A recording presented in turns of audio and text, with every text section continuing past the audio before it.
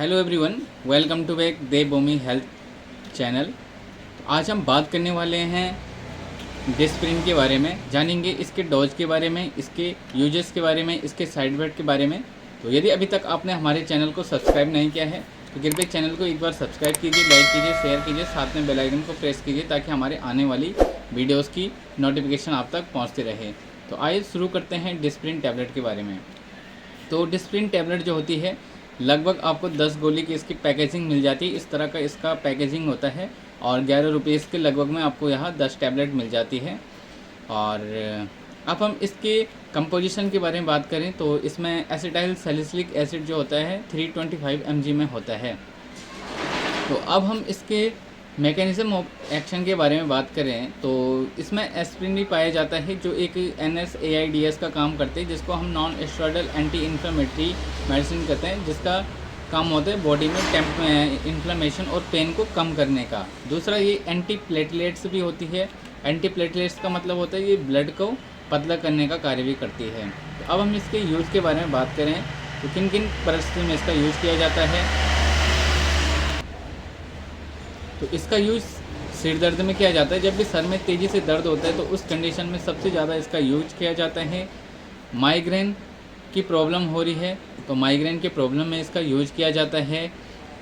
यदि किसी को जॉइंट्स में दर्द हो रहा है या अर्थराइटिस का प्रॉब्लम हो रहा है तो उस अर्थराइटिस की प्रॉब्लम में इसका प्रयोग किया जाता है। यदि शोल्डर में पेन हो रहा है, कंधे में दर्द हो रहा है तो उस कंधे के दर्द में इसका प्रयोग किया जाता है। जनरली बॉडी पेन में भी इसका प्रयोग किया जाता है। और यदि किसी को फीवर होता है, फीवर में इसका इतना एक्शन देखा नहीं जाता है, लेकिन फिर भी फीवर में इसका प्रयोग किया जाता है। बुखार के लिए इसका प्रयोग किया जाता है। और सबसे ज़्यादा यूज इसका माइग्रेन या सिर दर्द में किया जाता है। और जो इसका सबसे इम्पोर्टेंट यूज होता है वो होता है CVS, जिसको हम कार्डियोवैस्कुलर डिजीज़ कहते हैं। ये हार्ट के पेशेंट में भी इसका प्रयोग किया जाता है, हार्ट अटैक में भी इसका प्रयोग किया जाता है, क्योंकि ये जो मेडिसिन होती है ये एंटी प्लेटलेट्स होती है जो ब्लड को पतला करने का कार्य करती है। तो जब भी बॉडी में ब्लड गाढ़ा हो जाता है, कोलेस्ट्रॉल का लेवल हाई हो जाता है, तो उस कंडीशन में ब्लड को पतला करने के लिए इसका दवाई का प्रयोग किया जाता है। अब हम इसके साइड इफ़ेक्ट के बारे में बात करें तो इसका जो नॉर्मली साइड इफ़ेक्ट होता है वो होता है पेट में एब्डोमिनल डिस्कम्फर्ट हो सकता है, पेट में दर्द हो सकता है, पेट में घाव बन सकते हैं या पेप्टिक अल्सर की प्रॉब्लम हो सकती है। अब इसमें कुछ सावधानियाँ क्या क्या रखनी है।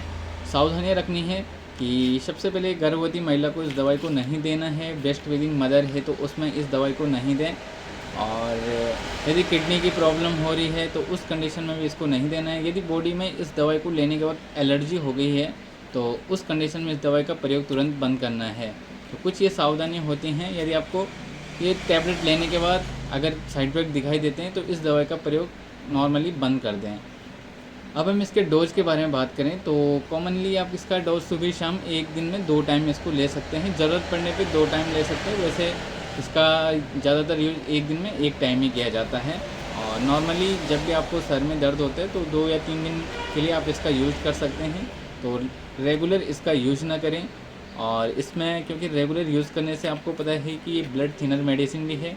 जब इसको रेगुलर यूज़ करते हैं तो आपका ब्लड एकदम पतला हो सकता है, जिससे नेज़ल ब्लीडिंग भी हो सकती है, नाक से खून बहना भी शुरू हो सकता है। तो जनरली इसका यूज़ आप कुछ दिनों के लिए करें या ज़्यादा मात्रा में ओवरडोज इसका प्रयोग ना करें।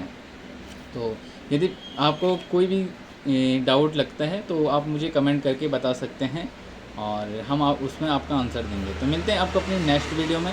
तब तक के लिए जय हिंद।